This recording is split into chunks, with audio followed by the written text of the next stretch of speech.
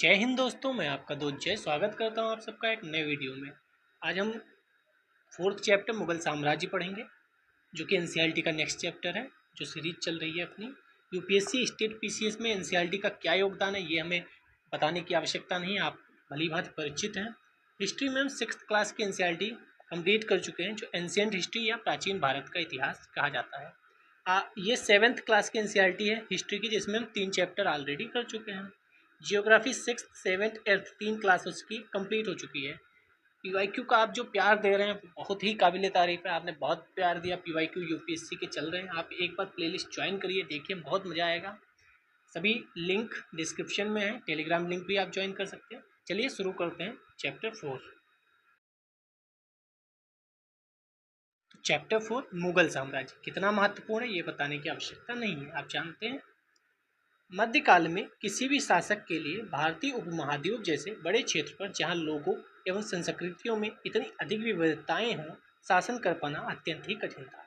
हमने इससे पहले दिल्ली सल्तनत देखा, उससे पहले हमने दक्षिण भारत के कई राज्यों को देखा, चाहे वह वाकटक हो, चाहे वह राष्ट्रकूट हो, चाहे वह चोल हो, चाहे वह गुर्जर प्रतिहार हो, पाल वंश हो, या उससे पहले भी हमने 6th क्लास के एनसीईआरटी में सातवाहंस को देखा था। ठीक है, तो हम कई चीज़ें करते हुए आए हैं, चाहे वह शुंग हो, मौर्य वंश हो, गुप्त वंश हो। ठीक है, 6th क्लास में हमने सब कुछ पढ़ा, फिर 7th में एंट्री की है। 7th में बहुत कुछ हो चुका है, अगर आप लिंक बनाकर एक तरफ से पढ़ेंगे तो बहुत अच्छा रहेगा। 6th क्लास का फर्स्ट चैप्टर से लेकर आप आगे आते रहिए, प्लेलिस्ट में पूरा लाइन से लगा हुआ है। ठीक, तब आपको पूरा एक समझ में आएगा कि कहानी क्या चल रही है। अपने पूर्ववर्तियों के विपरीत मुगलों ने एक साम्राज्य की स्थापना की और वह कार्य पूरा किया। यानी इससे पहले क्या किसी ने साम्राज्य की स्थापना नहीं की थी, जो अब तक केवल छोटी अवधियों के लिए ही संभव जान पड़ता था। 16वीं सदी के उत्तरार्ध में इन्होंने दिल्ली और आगरा से अपने राज्य का विस्तार शुरू किया। 17वीं शताब्दी में लगभग संपूर्ण महाद्वीप पर अधिकार प्राप्त कर लिया। उन्होंने प्रशासन के ढांचे तथा शासन संबंधी जो विचार लागू किए, वे उनके राज्य के पतन के बाद भी टिके रहे। यह एक ऐसी राजनीतिक धरोहर थी जिसके प्रभाव से उपमहाद्वीप में उनके पश्चात आने वाले शासक अपने को अछूता न रख सके। भारत के प्रधानमंत्री स्वतंत्रता दिवस पर मुगल शासकों के निवास स्थान यानी लाल किला, दिल्ली के लाल किले की प्राचीर से राष्ट्र को संबोधित करते या करते हैं, ये लाल किला। तो ये कहानी बताई गई है बस कि मुगल काल में जो विस्तार हुआ, जो चीज़ें स्थापित हुई, उस चीज़ के बारे में एक रफली आइडिया दे दिया गया है। अब हम विस्तार से एक एक करके सब चीज़ों को पढ़ेंगे और आप नोट्स बना लेंगे तो बेहतर रहेगा। जो मैं हाईलाइट करता हूँ वो नोट्स बनाए जाते हैं, बाकी पढ़ते रहते हैं। हिस्ट्री का 6th क्लास का फर्स्ट चैप्टर देख के आएंगे आप, तो आपको ज़्यादा बेहतर समझ में आएगा। चलिए, मुगल कौन थे? पहली बात तो मुगल थे कौन? मुगल दो महान शासक वंशों के वंशज थे। यानी दो वंश ऐसे थे जिनके वंशज थे। माता की ओर से वे मंगोल शासक चंगेज खान, जो मंगोल पर क्वेश्चन आ चुका है कई बार, और हमने 6th क्लास की एनसीईआरटी में और पीवाईक्यू जो हमने हिस्ट्री के कंप्लीट किए उसमें भी चंगेज खान और मंगोल शासक बहुत बार देखा था। माता की ओर से वे मंगोल शासक चंगेज खान, जो चीन और मध्य एशिया के कुछ भागों पर राज करता था, उसके उत्तराधिकारी खुद को कहते थे। दूसरा, पिता की ओर से वे ईरान, इराक, वर्तमान तुर्की के शासक तैमूर, तैमूर लंग जिसे कहते हैं, जिसकी मैं 1404 में हुई, उसके वंश से। यानी एक हम देखें अगर, तो वो माता की तरफ से किसको किसको बताते थे? मंगोल शासक चंगेज खान, ठीक है, चंगेज। और पिता की तरफ से किसको बताते थे? तैमूर लंग। ठीक है, तो ये दो अपने आप को वंशज बताते थे। परंतु मुगल अपने को मुगल या मंगोल कहलवाना पसंद नहीं करते। वो अपने आप को मंगोल कहलवाना पसंद नहीं करते थे, तैमूर के वंशज कहना पसंद करते थे। क्यों? ऐसा इसलिए था क्योंकि चंगेज खान से जुड़ी स्मृतियां सैकड़ों व्यक्तियों के नरसंहार से संबंधित। ऐसा कहा जाता था तैमूर लंग ठीक था, चंगेज खान ने सैकड़ों लोगों की हत्या की थी। यही स्मृतियां मुगलों के प्रतियोगियों उज्बेगों से भी संबंधित थी। यानी इनके प्रतियोगी कौन थे? उज्बेक। दूसरी तरफ मुगल तैमूर वंश के होने पर गर्व अनुभव करते थे, ज़्यादा इसलिए क्योंकि इनके महान पूर्वज ने 1398 में दिल्ली पर कब्जा कर लिया था। तो ये स्टेटमेंट सीधे सीधे यूपीएससी पूछ सकता है। क्योंकि आप जानते हैं मंगोल पे कितने क्वेश्चन आए। हमने हिस्ट्री के PYQ सारे कंप्लीट कर लिए हैं 9 वीडियो में। आप जाकर देखिए कि कितने क्वेश्चन आए हैं मंगोल पर। और बाहर से जो भी कब्जा करने आता है या बाहर से कोई भी आक्रमण करता है, वह क्वेश्चन बहुत बार यूपीएससी पूछ रहा है। इसमें एक चित्र दिखाया गया है, ठीक है। इस चित्र में कई लोग बैठे हैं। तैमूर बैठा है, उसके उत्तराधिकारी और मुगल साम्राज्यों का एक लघु चित्र है। मध्य में तैमूर है, उसकी दाहिनी ओर उसका पुत्र मीरन शाह, जो प्रथम मुगल सम्राट बाबर का लकड़दादा था। उसके बाद अबू सुवेद, तैमूर की बाईं ओर सुल्तान मोहम्मद मिर्जा, उमर शेख बाबर के पिता। तैमूर की दाहिनी तीसरे चौथे पांचवें व्यक्ति बाबर, अकबर, शाहजहां, हुमायूं, जहांगीर, औरंगजेब। मतलब ये बताया गया है इनका पूरा वंश के सभी राजाओं को एक साथ, सभी शासकों को एक साथ बिठा दिया गया, ठीक है। केवल चित्र जिसने बनाया उसने बिठाने का प्रयास किया कि एक साथ सबको बिठा दो। बाकी कोई ऐसा चित्र मुमकिन नहीं है, क्योंकि कई पीढ़ियां एक साथ थोड़ी हो सकती हैं।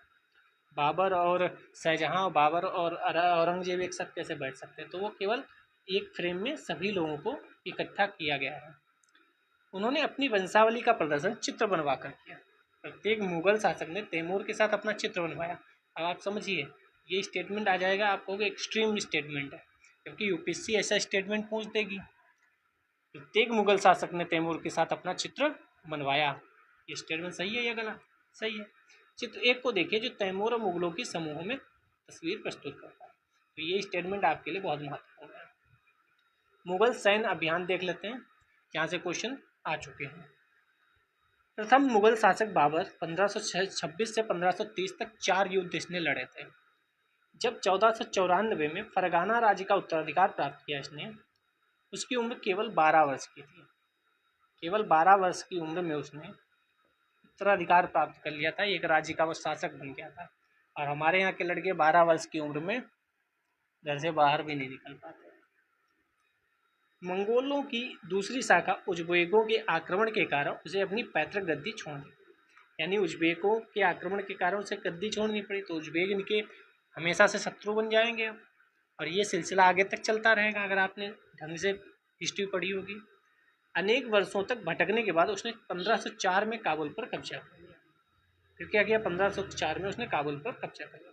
1526 में दिल्ली के सुल्तान इब्राहिम लोदी को पानीपत में हराया और दिल्ली आगरा को अपने कब्जे में ले लिया। इस पे डिबेट अभी राजनीतिक गलियारों में खूब चल रही थी।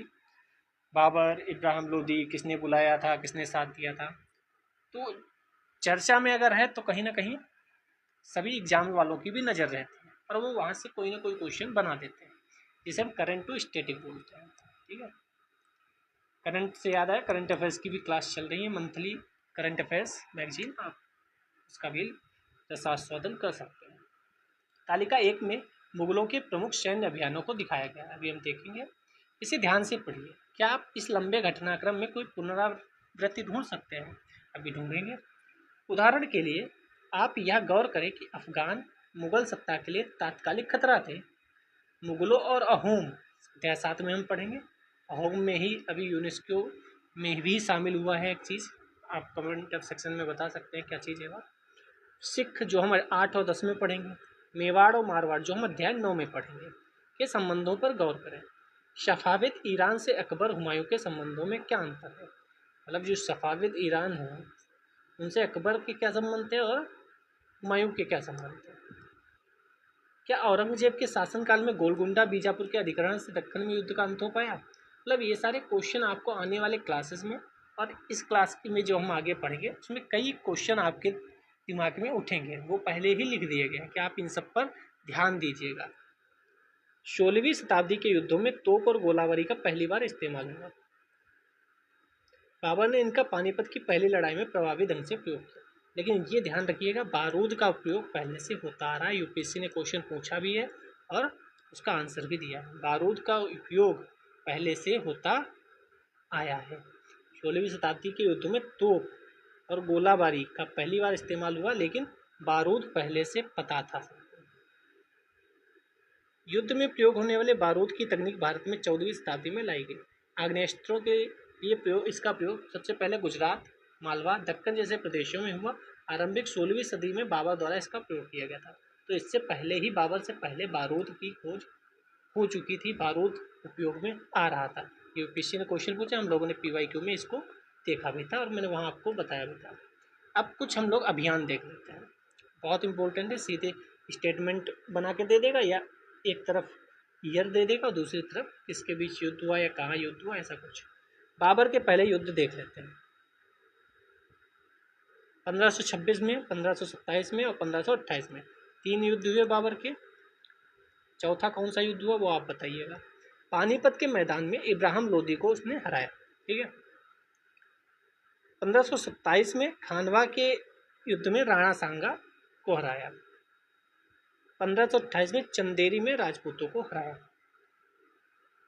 तो ये 3 युद्ध बहुत महत्वपूर्ण है, 1526, 1527, 1528, ठीक है। अब चलते हैं हुमायूं की तरफ। हुमायूं ने अपने पिता की वसीयत के अनुसार जायदाद का बंटवारा किया, तो ये भी स्टेटमेंट इम्पोर्टेंट है। जायदाद का बंटवारा किया था, प्रत्येक भाई को एक प्रांत मिला। उसके भाई मिर्जा कामरान की महत्वाकांक्षाओं के कारण हुमायूं अपने अफगान प्रतिद्वंदियों के सामने फीका पड़ गया। शेर खान ने हुमायूं को 2 बार हराया, तो ये भी स्टेटमेंट इम्पोर्टेंट है। 1539 में चौसा और 1540 में कन्नौज। शेरशाह सूरी, उसी को शेर खान यहाँ पर लिखा गया है। शेरशाह सूरी और हुमायूं के बीच 2 बार युद्ध हुआ, चौसा में 1539, कन्नौज में 1540। दोनों बार शेरशाह सूरी जीत जाता है। इससे हुमायूं ईरान भाग जाता है। अब 1555 में फिर से आता है, तो 40 से 55 तक वह गायब रहता है हुमायूं। ईरान में हुमायूं ने सफाविद शाह की मदद ली। किसकी मदद ली थी? सफाविद शाह। जो मैं हाईलाइट कर रहा हूँ वो बहुत इंपॉर्टेंट है, आपको याद होना चाहिए, या लिख लीजिए या हाईलाइट कर लीजिए।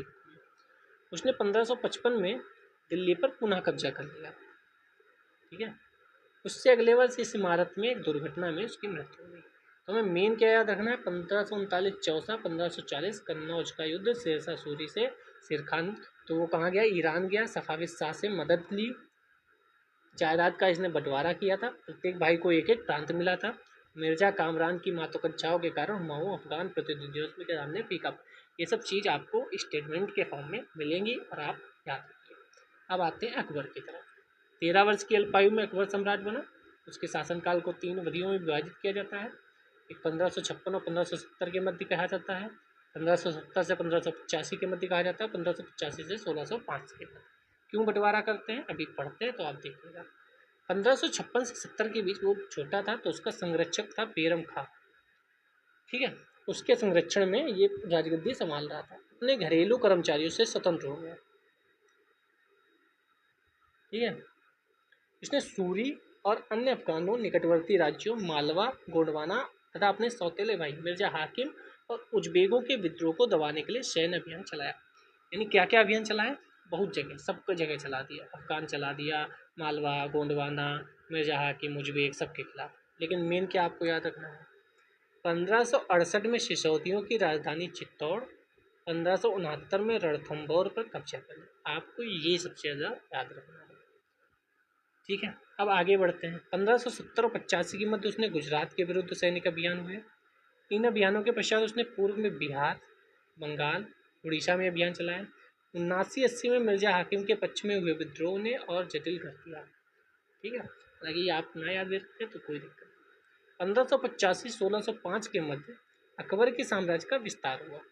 उत्तर पश्चिम में अभियान चलाए गए। सफाविदों को हराकर कांधार पर कब्जा किया गया। कांधार याद रखना है। कश्मीर को भी जोड़ लिया गया। काबुल को भी उसे अपने राज्य में मिला लिया गया। दक्कन में भी इसने अभियानों की शुरुआत की। बरार खानदेश, अहमदनगर के कुछ हिस्सों भी अपने राज्य में मिला लिया। अपने शासन के अंतिम वर्षों में अकबर की सत्ता राजकुमार सलीम के विद्रोहों के कारण लड़खड़ाई। यही सलीम आगे चलकर जहांगीर बना। यानी राजकुमार सलीम, जो आप जोधा बाई अकबर वो सब देखते हो, सलीम सलीम सलीम, वो इतना खतरनाक था कि उसने अपने पिताजी के खिलाफ तालतोड़ की। आपको क्या याद रखना है? जो मैंने हाईलाइट किया वो तो याद करना ही करना है। सबसे पहले कहाँ शुरुआत की उसने अगर देखें तो अफगानों के खिलाफ, निकटवर्ती राज्य मालवा, गोंडवाना और उज्बेकों के खिलाफ शुरुआत करती थी। बाद को इसने गुजरात, बिहार, बंगाल, उड़ीसा में बाद को अभियान चलाया। उसके बाद उसने कंधार, कश्मीर, और दक्कन में। तो इसको आप एक क्रम से भी लगा सकते हैं, पहले कहाँ फिर कहाँ फिर, क्योंकि क्रोनोलॉजी से क्वेश्चन पूछे जाते हैं। ठीक है, आगे चलते हैं। जहांगीर ने अकबर के सैन्य अभियानों को आगे बढ़ाया। मेवाड़ के सिसोदिया, इसने किसको किसको, मेवाड़ के सिसोदिया शासक अमर सिंह ने मुगल सेवा स्वीकार। सिंपल अगर क्वेश्चन बना दिया जाए, मेवाड़ के सिसोदिया शासक अमर सिंह ने किस मुगल शासक के समय में मुगलों की सेवा स्वीकार की थी? अकबर, औरंगजेब, जहांगीर, शाहजहां। आधे से ज़्यादा लोग या तो अकबर या जहांगीर लगाकर आएंगे, सॉरी अकबर या औरंगजेब लगाकर आएंगे। ठीक है, इसके बाद सिखों, अहोम और अहमदनगर के खिलाफ भी अभियान चलाए जो पूर्णतः सफल नहीं हुए। ये भी ध्यान रखना है, पूर्णतः सफल नहीं हुए थे।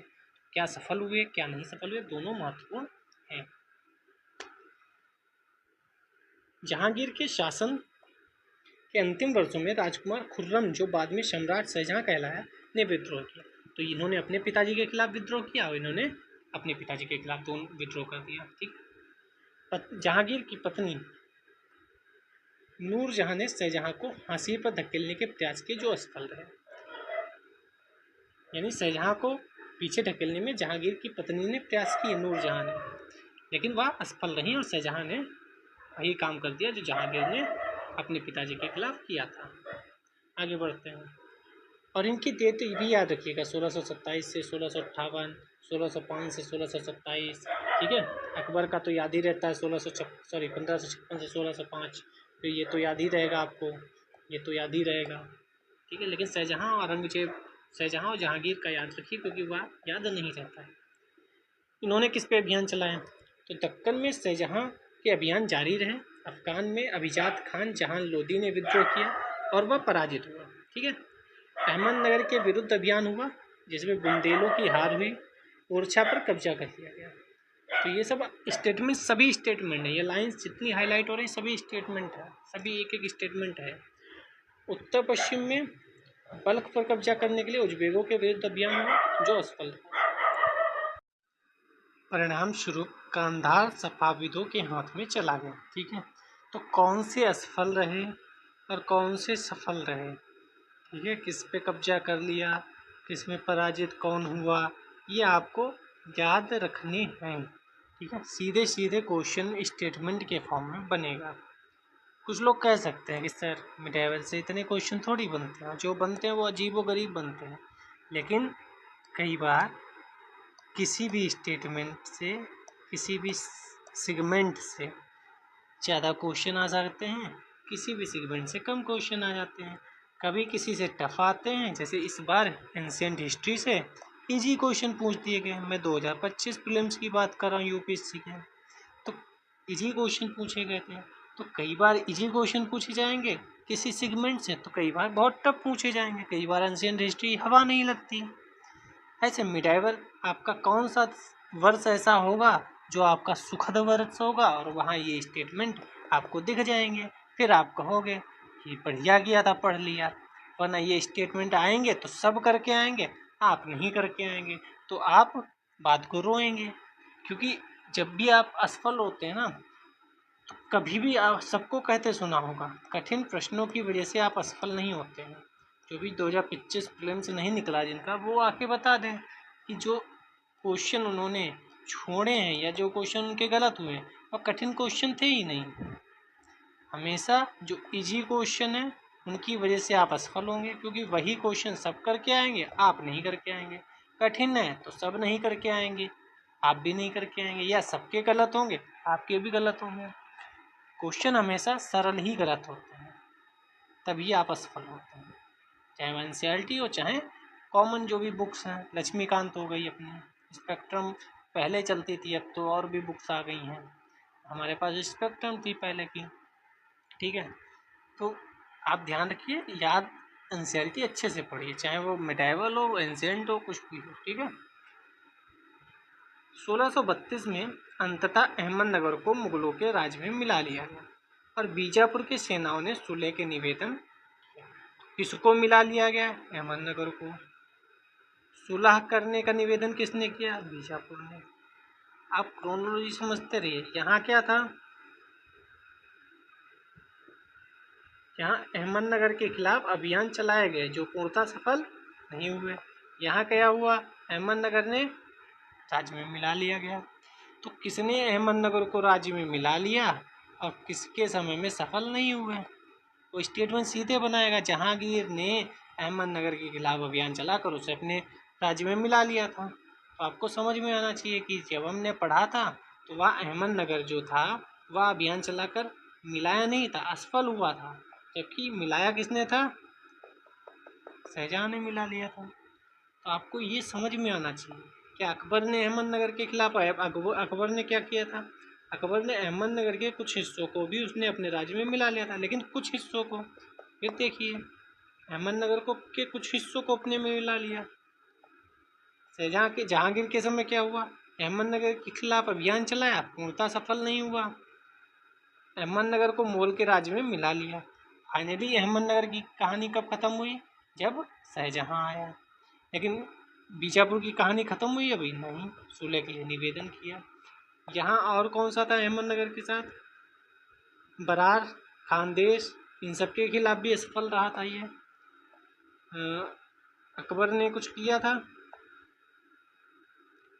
अच्छा ये बरार, खानदेश, अहमदनगर के कुछ हिस्सों को अपने में मिला लिया था। इसने अहमदनगर के खिलाफ असफलता मिली इसे, ठीक है। और सिखों के खिलाफ भी, अहोम के खिलाफ भी। अहोम कहाँ है, असम में है अहोम। अहोम को लास्ट में किसकी लड़ाई होगी, औरंगजेब की भी देख लीजिए, अहोम के खिलाफ लड़ाई होगी इसकी, नहीं लिखा होगा अहोम, हाँ।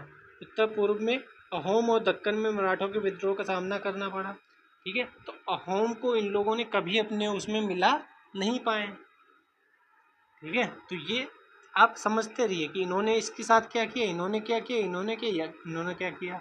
तो आप क्रोनोलॉजी से समझिए, क्योंकि कई बार इसका स्टेटमेंट उसमें डाल देगा और फंसा देगा, जो ये अहमदनगर वाला है। आई थिंक आप समझ गए होंगे मैं क्या कहना चाहता हूँ। 1657-58 में शाहजहां के पुत्रों के बीच उत्तराधिकारी को लेकर झगड़ा शुरू हो गया। जो इन्होंने अपने पिताजी के साथ किया था वो इन्होंने इनके साथ किया, और वही इनके साथ होगा। इनके लड़के भी आपस में लड़ाई करेंगे। औरंगजेब को विजयी मिली, ठीक है, और दारा सिकों समेत अनेक तीनों भाइयों को मौत के घाट उतार दिया गया। कहा जाता है दारा सिकों ठीक आदमी था, वह कट्टर नहीं था, वह सब धर्मों को लेकर चलने वाला था, ऐसा कहा जाता है। शाहजहां को उसकी शेष जिंदगी के लिए आगरा में कैद कर दिया गया। तो वही हुआ जो उन्होंने अपने पिताजी के साथ किया, उन्होंने अपने पिताजी के साथ किया, उन्होंने। अब औरंगजेब का भी लगभग याद ही रहता है 1658 से 1707। 1663 में उत्तर पूर्व में अहोमों की पराजय हुई, परंतु उन्होंने 1680 में पुनः विद्रोह कर दिया। उत्तर पश्चिम में यूसुफ जई और सिखों के विरुद्ध अभियानों को अस्थायी सफलता मिली। तो आपको ध्यान रखना है अहोमों के खिलाफ क्या हुआ, सिखों के खिलाफ क्या हुआ, ठीक है। ये दो महत्वपूर्ण है। मारवाड़ के राठौर राजपूतों ने मुगलों के खिलाफ विद्रोह किया। इसका कारण था उनकी आंतरिक राजनीति और उत्तराधिकारी के मामलों में मुगलों का हस्तक्षेप। फिर मराठा सरदार शिवाजी के भी विरुद्ध मुगल अभियान प्रारंभ में सफल रहे, परंतु औरंगजेब ने शिवाजी का अपमान किया और शिवाजी आगरा स्थित मुगल कैदखाने से भाग निकले। उन्होंने अपने आप को स्वतंत्र घोषित कर दिया। पुनः अभियान चला। अकबर, राजकुमार अकबर, वो वाला अकबर नहीं है, दूसरा, ने औरंगजेब के विरुद्ध विद्रोह किया। उसने उसे मराठों और दक्कन की सल्तनत का सहयोग मिला। अंततः वह सफाविद ईरान भाग गया। यानी ये अकबर वह अकबर नहीं है, ये अकबर दूसरा अकबर है, ठीक है। दूसरा क्या हुआ, अकबर के विद्रोह के पश्चात औरंगजेब ने दक्कन के शासकों के विरुद्ध सेनाएं भेजी। अब देखो 1685 में बीजापुर, 1687 में गोलकुंडा राज्य में मिला लिया। अभी ऊपर देखे थे केवल अहमदनगर मिलाया था, यहाँ बीजापुर गोलकुंडा भी मिला लिया गया। 1698 में औरंगजेब ने दक्कन में मराठों जो छापामार पद्धति का उपयोग कर रहे थे विरुद्ध अभियान को प्रबंध स्वयं किया। औरंगजेब को उत्तर भारत में सिख, जाट, सतानियों, उत्तर पूर्व में अहोम सामना करना पड़ा। नहीं, कईयों से सामना हुआ, लेकिन यहाँ पे आपको बहुत ध्यान से अहोम वाली बात याद रखनी आवश्यक है। अहोम की पराजय हुई 1663 में, परंतु 1680 में पुनः विद्रोह कर दिया उन्होंने। सिखों के विरुद्ध अभियान को अस्थायी सफलता मिली, स्थायी सफलता नहीं मिली दोनों में। अभी अकबर के शासन के समय 1605, ये आप जब बुक देखेंगे तो बहुत अच्छा साफ साफ दिखेगा, इसमें थोड़ा सा आपको ढंग से नहीं दिखाएगा। मेन हम पहले दिल्ली देख लेते हैं, दिल्ली के बाद आगरा देख लेते हैं। आगरा के नीचे ही फतेहपुर सीकरी है, मथुरा है, अंबर है, पंजाब है, लाहौर है, कश्मीर है। 1586 में कश्मीर कैप्चर हुआ। चित्तौड़ 1568 में, गुजरात 1572 में, रणथंभौर 1569, मालवा 1561 है सर, 1574, 1574। तो ये जो आपको दिख रहा है ये किसका क्षेत्र है? ये है अकबर का क्षेत्र, इतना पूरा। ठीक, अकबर उस समय हुआ करता था।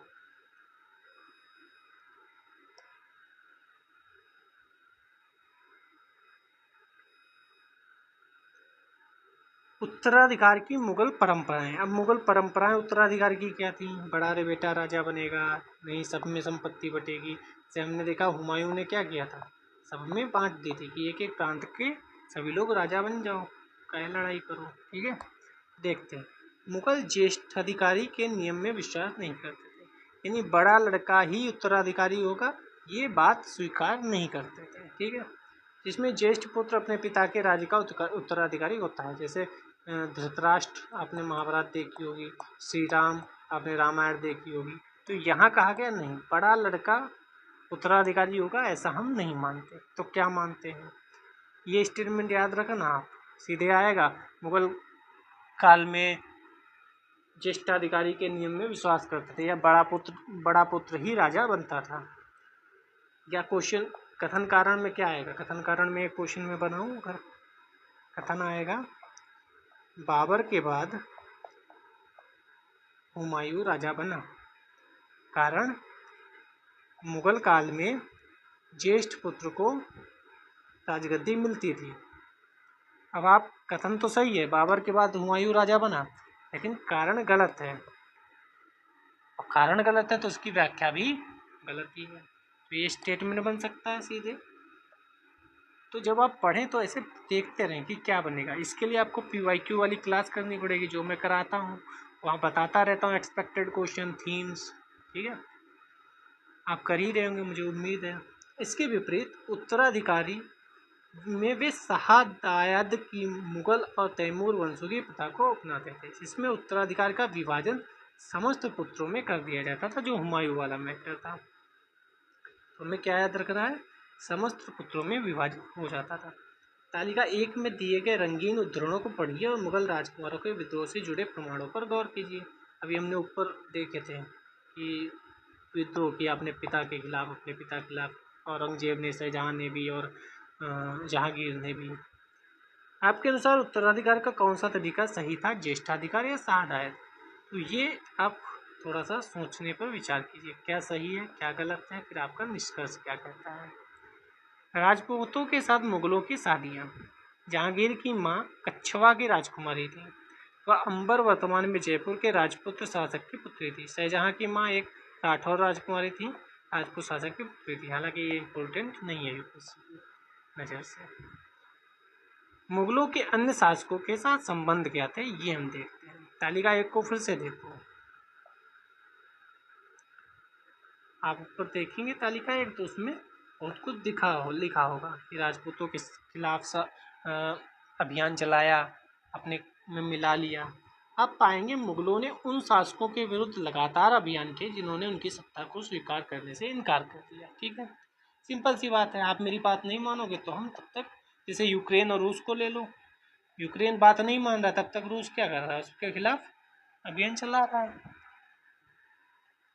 जब मुगल शक्तिशाली हो गए तो अन्य कई शासकों ने स्वेच्छा से उनकी सत्ता स्वीकार कर ली।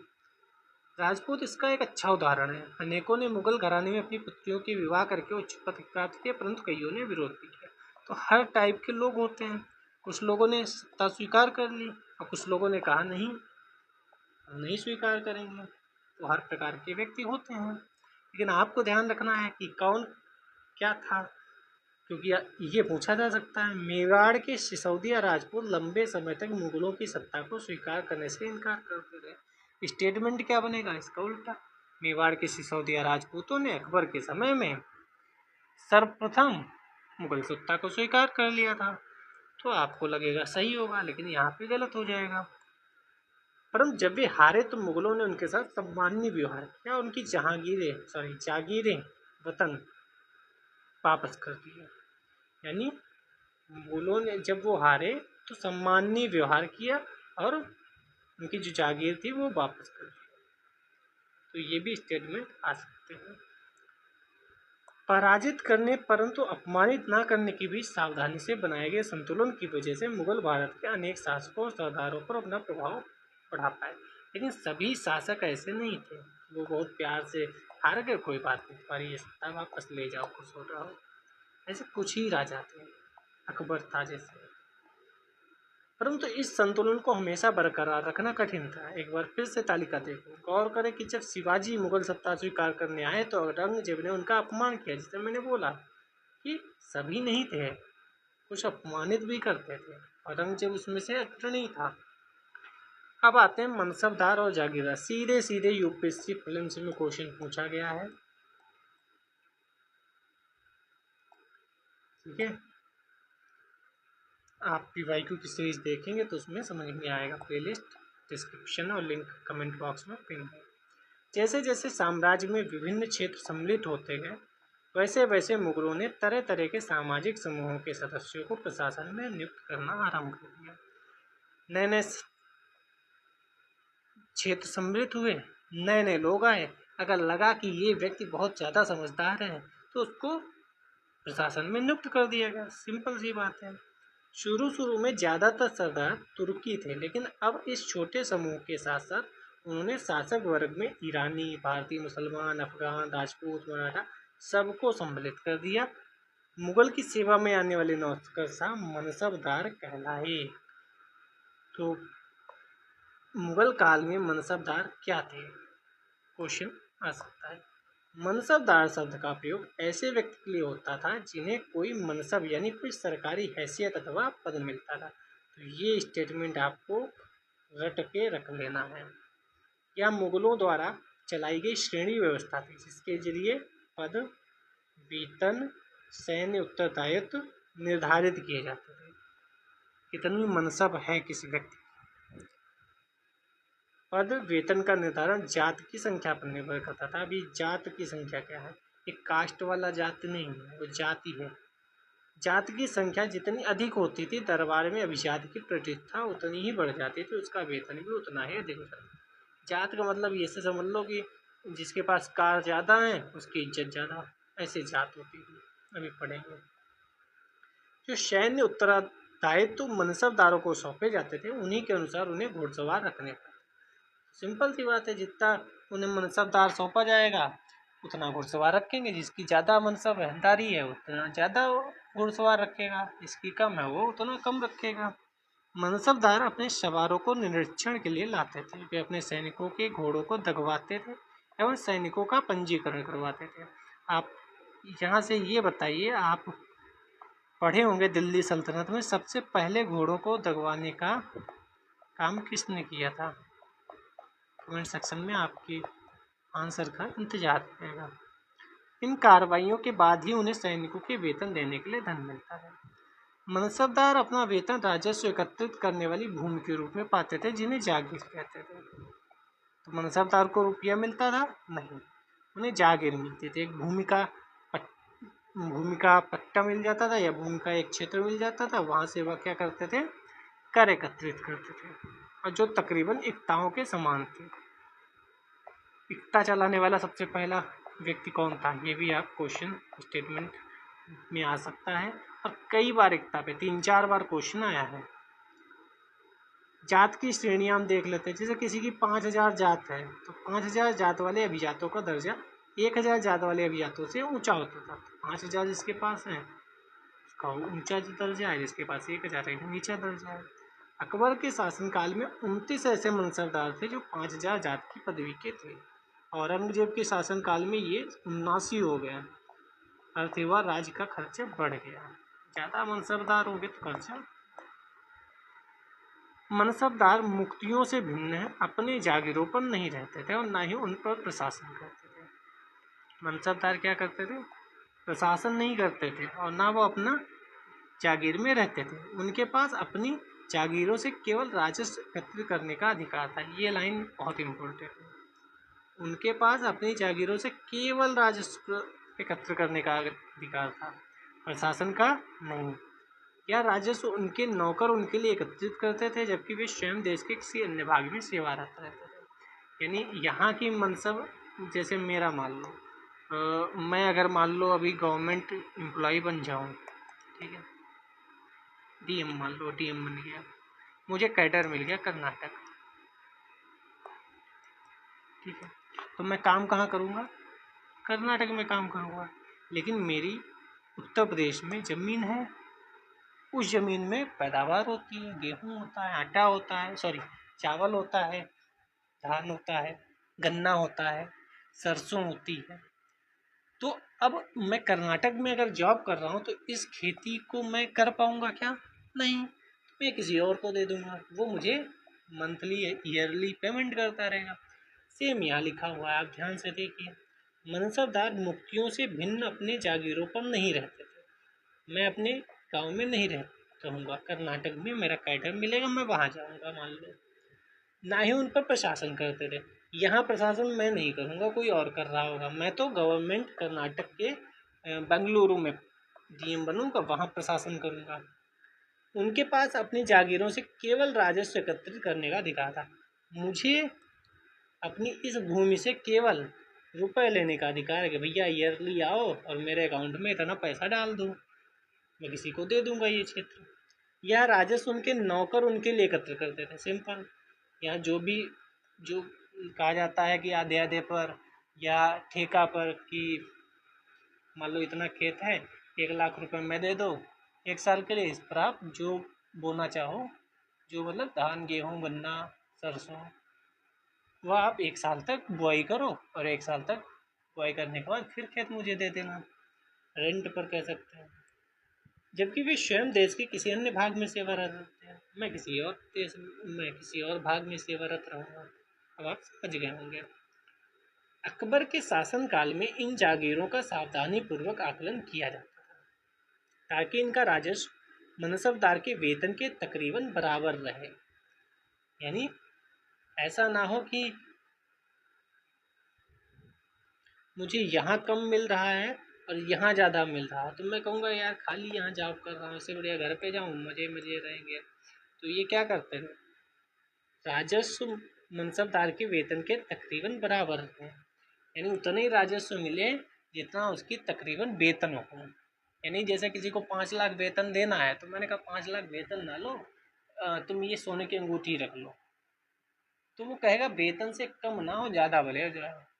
तो वही यहाँ पर राजस्व मनसबदार के वेतन से तकरीबन बराबर होना चाहिए। ऐसा ना हो कम हो तो वो परेशान हो, ज़्यादा हो तो हमें लगे यार इसको तो इससे बढ़िया वेतन दे देते हैं। औरंगजेब के शासनकाल तक पहुँचते पहुँचते स्थिति बदल गई। ये किसके शासनकाल की बात थी? अकबर की। ठीक है। अब प्राप्त राजस्व मनसबदार के वेतन से बहुत कम था। मनसबदारों की संख्या में भी अत्यधिक वृद्धि हुई, अभी हम ऊपर देख कर आए, जिसके कारण उन्हें जागीर मिलने से पहले एक लंबा इंतजार करना पड़ा। इन सभी कारणों से जागीरों की संख्या में कमी आ गई। फलस्वरूप कई जागीरदार जागीर रहने पर यह कोशिश करते थे कि वे जितना राजस्व वसूल कर सके कर ले। अपने शासनकाल के अंतिम वर्षों में औरंगजेब इन परिवर्तनों पर नियंत्रण नहीं रख पाया और किसानों को अत्यधिक मुसीबतों का सामना करना पड़ा। तो यह भी औरंगजेब के समय एक कठिन समस्या थी। अब यहाँ देख सकते हो अपने सवारों के साथ मनसबदार अभियान पर। यह मनसबदार है, अपनी पूरी सेना के साथ जा रहा है। शाहजहाँ के राजकाल के एक लघु क्षेत्र के ब्यौरे जहांगीर के समय के भ्रष्टाचार को दिखाया गया है। भ्रष्ट अफसर रिश्वत लेते हुए एक अधिकारी गरीब किसान को सजा देते हुए, ये रिश्वत ले रहा है और यहाँ सजा दी जा रही है। अब आते हैं जब्त करना और जमींदार।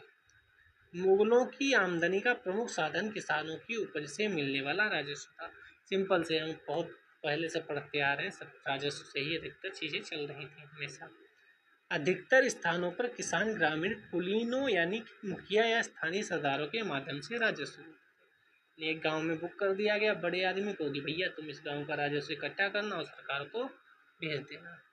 समस्त मध्यस्थों के लिए, चाहे वे स्थानीय ग्राम के मुखिया हों या फिर शक्तिशाली सरदार, मुगल एक ही शब्द जमींदार का उपयोग करते थे। तभी आज भी आप गाँव में देखते होंगे, कहते होंगे जमींदार हैं, वो बहुत बड़े जमींदार हैं या बहुत बड़े जमींदार थे। एक और शब्द चलता है लंबरदार, ये भी शब्द आपने कहीं ना कहीं सुना होगा। ठीक है। अकबर के राजस्व मंत्री टोडरमल ने 10 साल की कालावधि के लिए कृषि की पैदावार, कीमतों, कृषि की भूमि का सावधानी पूर्वक सर्वेक्षण किया था। इन्होंने सर्वेक्षण किया था, सर्वे किया था। इन आंकड़ों के आधार पर प्रत्येक फसल पर नकद के रूप में कर निश्चित कर दिया गया।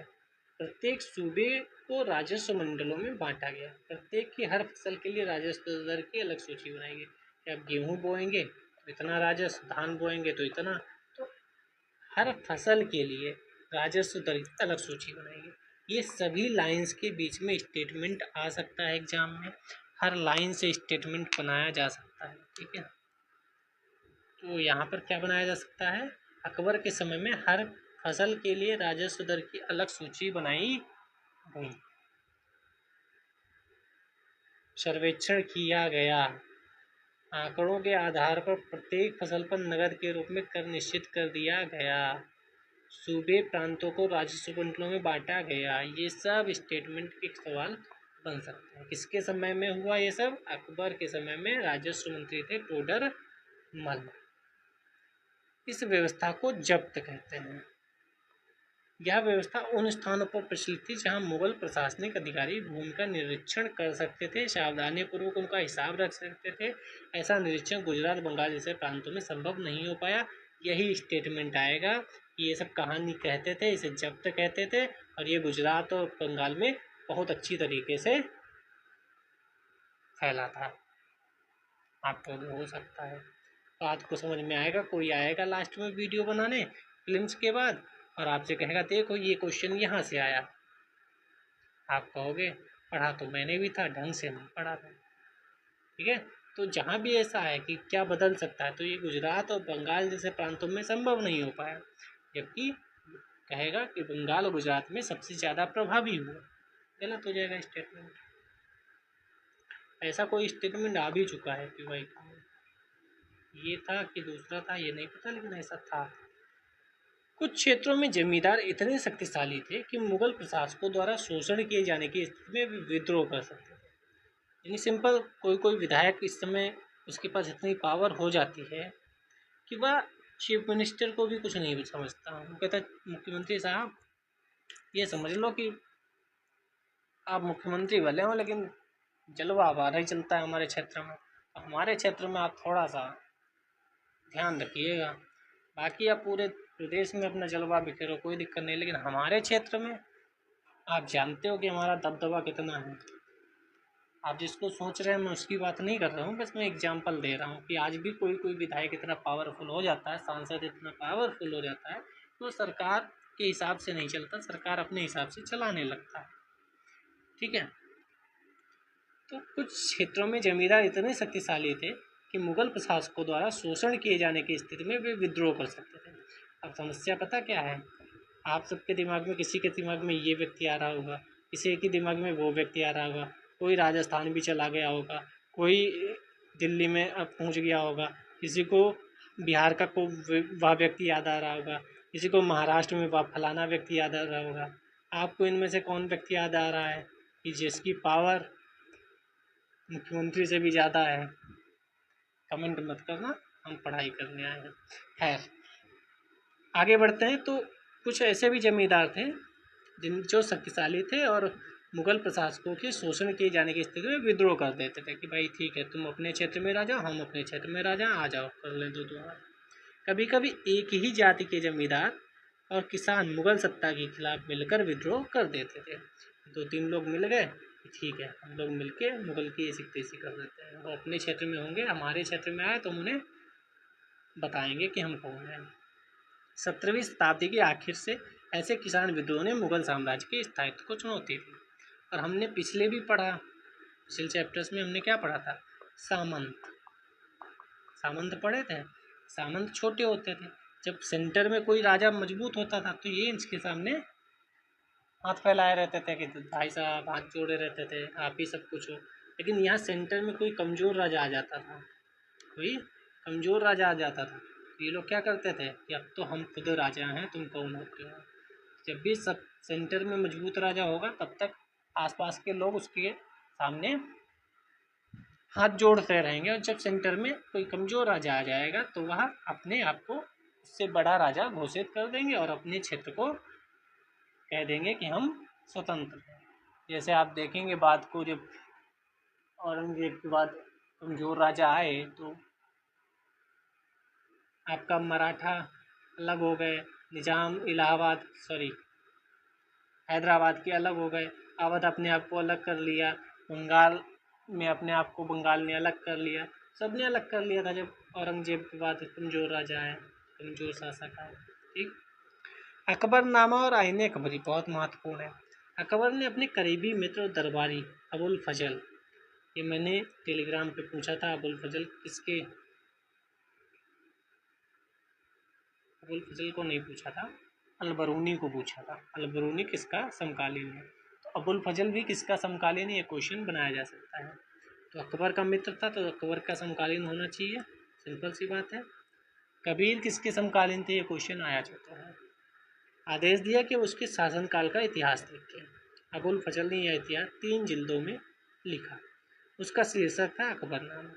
पहली जिल्द में अकबर के पूर्वजों का बयान है, तो ये भी क्वेश्चन स्टेटमेंट में आ सकता है। पहले जिल्द में क्या है, अकबर के पूर्वजों का बयान। दूसरी में अकबर के शासनकाल की घटनाओं का विवरण है। तीसरी जिल्द आईन अकबरी है, इसमें अकबर के प्रशासन, घराने, सेना, राजस्व, साम्राज्य के भूगोल का ब्यौरा मिलता है। तो क्वेश्चन क्या बनेगा स्टेटमेंट में, दूसरी जिल्द आईन अकबरी है या पहली जिल्द आईन अकबरी है। तो आपको याद रखना है तीसरी जिल्द को आईन अकबरी कहा जाता है। 3 जिल्द थी, उसमें से तीसरी को आईन अकबरी कहा गया है। इसमें समकालीन भारत के लोगों की परंपराओं, संस्कृतियों सबकी बात की गई है। फसल पैदावार, कीमत, मजदूर, राजस्व, संग्रह सबकी बात की गई है। आप देख सकते हो अधिकतर चीज़ें बताई गई हैं। अब आते हैं अकबर की नीतियों को नज़दीक से नज़र देखते हैं, क्योंकि Akbar is the most important raja of Mughal empire.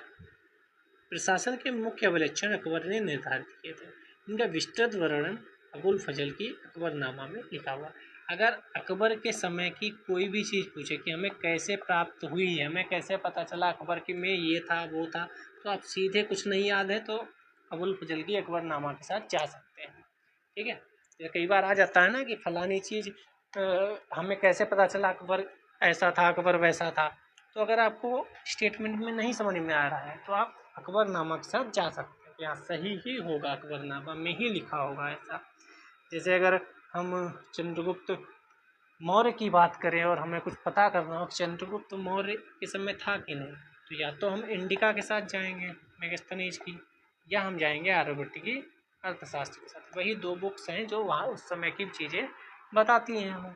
तो कई बार ऐसे भी क्वेश्चन सॉल्व हो जाते हैं, रटना नहीं पड़ता है। ठीक है, जैसे प्रयाग प्रशस्ति उसके बारे में पूछेगा तो हम समुद्रगुप्त के बारे में तो हम प्रयाग प्रशस्ति की तरफ जाने का प्रयास करेंगे कि हाँ इसमें हो सकता है ऐसा लिखा हो। ठीक है, विशेषकर आईन अकबरी जो तीसरी जिल्द है, आप याद रखिए। अबुल फजल के अनुसार साम्राज्य कई प्रांतों में बटा था जिन्हें सूबा कहते थे। आ गया आपका पसंदीदा क्वेश्चन, प्रांतों को क्या कहते थे, सूबा। सूबों के प्रशासक सूबेदार कहलाते थे। ठीक है, जो राजनीतिक और सैनिक दोनों प्रकार के कार्यों का निर्वहन करते हैं। तो जो सूबेदार थे वो राजनीतिक और सैनिक दोनों प्रकार के कार्य करते थे। और स्टेटमेंट क्या बनेगा, अब आप समझदार हो गए क्या बनेगा स्टेटमेंट, केवल सैनिक कर देगा या केवल राजनीतिक कर देगा। प्रत्येक प्रांत में एक वित्तीय अधिकारी होता था जिसे दीवान कहते थे, प्रत्येक प्रांत में होता था, ये ध्यान रखिएगा। कानून और व्यवस्था बनाए रखने के लिए सूबेदार को अन्य अफसरों का सहयोग प्राप्त होता था, जैसे कि बख्शी। बख्शी कौन था, सैनिक वेतन अधिकारी। सदर कौन था, धार्मिक और धर्मार्थ किए जाने वाले कार्यों का मंत्री। फौजदार, सेना नायक। कोतवाल, नगर का पुलिस अधिकारी, आज भी कोतवाल होते हैं। तो ये सबसे ज़्यादा इम्पोर्टेंट आपकी है, यहाँ पूछ देगा कि बख्शी, सदर, फौजदार, कोतवाल और सूबेदार, इधर उसमें बारे में लिख दिया। अब आते हैं जहांगीर के दरबार पर नूरजहां का प्रभाव। नूरजहां कौन थी? अभी ऊपर देख कर है, जहांगीर की पत्नी थी जिन्होंने शाहजहां को पीछे ढकेल दिया था कि जाओ हम लड़ते लेंगे। मेहरुन्निसा 1611 में जहांगीर से विवाह किया और उसे नूरजहां का खिताब मिला। नूरजहां नाम था? नहीं, खिताब था। नाम क्या था? मेहरुन्निसा। नूरजहां हमेशा जहांगीर के प्रति अत्यधिक वफादार रही, उसको समय समय पर सहयोग देती रही। नूरजहां के सम्मान में जहांगीर ने चांदी के सिक्के जारी किए। किस राजा ने अपनी धर्मपत्नी के सम्मान में सिक्के जारी किए थे? जहांगीर, जिनमें एक और उसके स्वयं के खिताब उत्कीर्ण थे तो दूसरी ओर यह वाक्य लिखा था। क्या वाक्य लिखा था? रानी बेगम नूरजहां के नाम से गढ़ा हुआ। बाईं ओर दिया गया दस्तावेज, जो ये मैंने अभी हाईलाइट अंडरलाइन किया, नूरजहां द्वारा जारी एक फरमान है या आदेश है। चौकोर मोहर बताती है उद्दत और महान महारानी नूरजहां पातशाह बेगम का आदेश है। गोल मोहर के अनुसार शाह जहांगीर के प्रताप से महारानी चंद्रमा जैसी वैभवशाली बन गई। हम कामना करते हैं कि नूरजहां पातशाह इस युग में सर्वोत्तम महिला बने। ठीक है। मतान्धता क्या होता है? ऐसी व्याख्या या कथन जिसे अधिकार पूर्ण कहकर या आशा की जाए कि उस पर बिना कोई प्रश्न उठाए उसे स्वीकार कर लिया जाएगा। मतान्धता। अकबर के अभिजात बड़ी सेनाओं का संचालन करते थे, बड़ी मात्रा में वे राजस्व खर्च कर सकते थे। जब तक वे वफादार रहे, साम्राज्य का कार्य सफलतापूर्वक चलता रहा। परंतु 17वीं सदी के अंत तक कई अभिजातों ने अपने स्वतंत्र ताने बाने बुन लिए, जैसे कि हमने पहले सामंतों के बारे में पढ़ा था। साम्राज्य के प्रति उनकी वफादारी उनके निजी हितों के कारण कमजोर पड़ गई। 1570 में अकबर जब फतेहपुर सीकरी में था तो उसने उलेमा, ब्राह्मणों, जेसुइट पादरियों जो रोमन कैथोलिक थे और जरदुश्त धर्म के अनुयायियों के साथ धर्म के मामलों पर चर्चा शुरू की। किसने शुरू की थी? अकबर ने। कहाँ? फतेहपुर सीकरी में। ये चर्चाएं इबादत खाना में हुई। अकबर की रुचि विभिन्न व्यक्तियों के धर्मों रीति रिवाजों में थी। इस विचार विमर्श से अकबर की समझ बनी, जो विद्वान धार्मिक रीति को मतान्धता पर बल देते हैं वे अक्सर कट्टर होते हैं। उनकी शिक्षाएं प्रजा के बीच विभाजन और असामंजस्य पैदा करती हैं। ये अनुभव अकबर को सुलह कुल या सर्वत्र शांति के विचार की ओर ले गए। सहिष्णुता की यह धारा विभिन्न धर्मों के अनुयायी में अंतर नहीं करती थी। एक धर्म चलाया था अकबर ने, उस धर्म का नाम आप कमेंट सेक्शन में बताइएगा। अभी इसका केंद्र बिंदु थी नीति शास्त्र की एक व्यवस्था जो सर्वत्र लागू की जा सकती थी, जिसमें केवल सच्चाई, न्याय और शांति पर बल था। इबादत खाना में अकबर विभिन्न धर्मों के विद्वानों के साथ चर्चा करते हुए अकबर ने कई संस्कृत ग्रंथ के फारसी में अनुवाद कार्यों को संपन्न कराया। ये स्टेटमेंट आ चुका है यूपीएससी में। इस उद्देश्य हेतु उन्होंने फतेहपुर सीकरी में एक मकबत खाना या अनुवाद ब्यूरो की भी स्थापना की थी। कहाँ की थी? फतेहपुर सीकरी में। महाभारत, रामायण, लीलावती, योग वशिष्ठ जैसे कुछ संस्कृत ग्रंथ को अनुवाद कार्य के लिए चुना गया। रज्जमनामा जो महाभारत का फारसी अनुवाद है, इनमें महाभारत की घटनाओं का विस्तृत चित्रांकन है। तो हमें क्या याद रखना है? रज्जमनामा महाभारत का फारसी अनुवाद है। ठीक। अबुल फजल ने सुलह कुल के भी इस विचार पर आधारित शासन दृष्टि बनाने में अकबर की मदद की, यानी अबुल फजल ने मदद की थी। शासन के सिद्धांत को जहांगीर और शाहजहां ने भी अपनाया, ये भी याद रखिएगा। सुलह कुल क्या? अकबर की सुलह कुल की नीति को उनके पुत्र जहांगीर ने इस प्रकार वर्णन किया। किसने वर्णन किया? जहांगीर ने। ईश्वरीय अनुकंपा के विस्तृत आंचल में सभी वर्गों और धर्मों के अनुयायियों की एक जगह है, इसलिए उसके विशाल साम्राज्य में जिसकी चारों ओर की सीमाएं केवल समुद्र से ही निर्धारित होती थी, विरोधी धर्मों के अनुयायियों और तरह तरह के अच्छे बुरे विचारों के लिए जगह थी। यहाँ असहिष्णुता का मार्ग बंद था।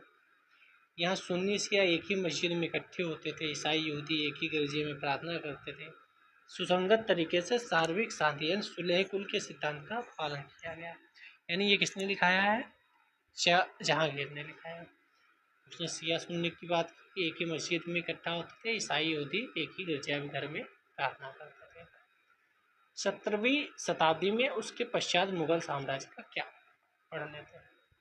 मुगल साम्राज्य की प्रशासनिक और सैनिक कुशलता के फलस्वरूप आर्थिक और वाणिज्यिक समृद्धि में वृद्धि हुई।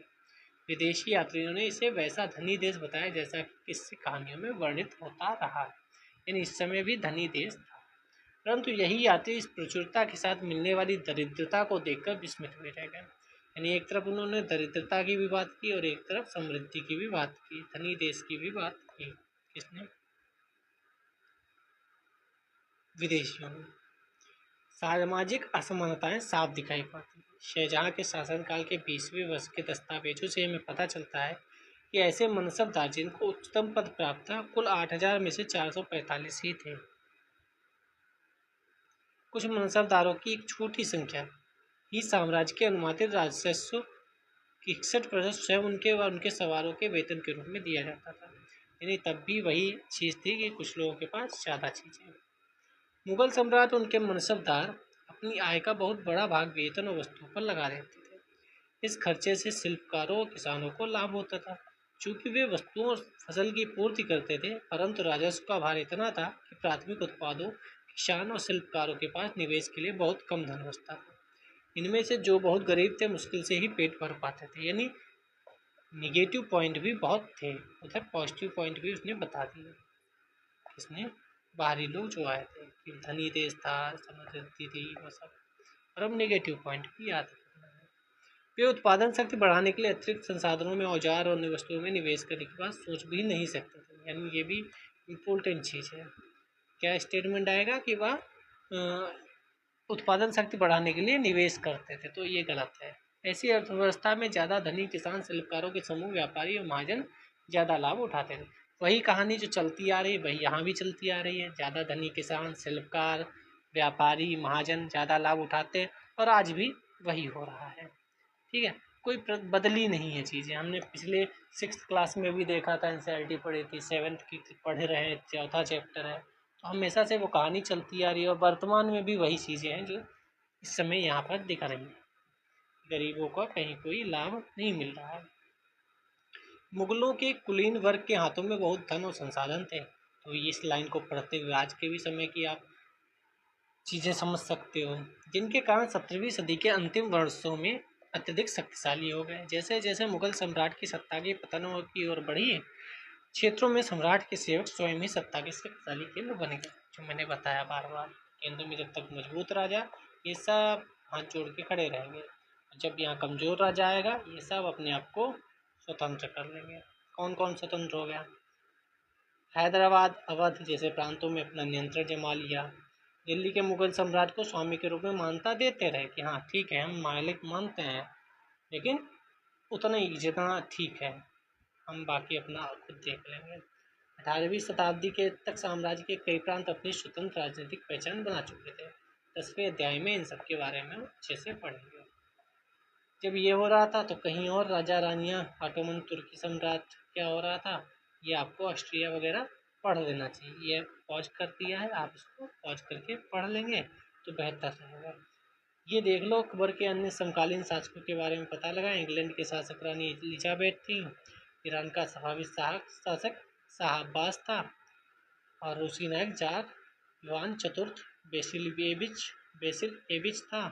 इवान दी टेरिबल नाम से कुख्यात था। कुख्यात और विख्यात में डिफरेंस आपको पता होगा, ठीक है। बाकी इसको पढ़ लेंगे। बाबर अकबर शासक बनने के समय आपको ही उम्र के थे जो मैंने बोला था। बाकी सही जोड़े मिलाओ, मिला लो सही जोड़े। नूरजहां को कहाँ ले जाओगे आप? जहांगीर की तरफ ले जाओगे? ले जाओ। मंगोल, मंगोल को कहाँ ले जाओगे आप?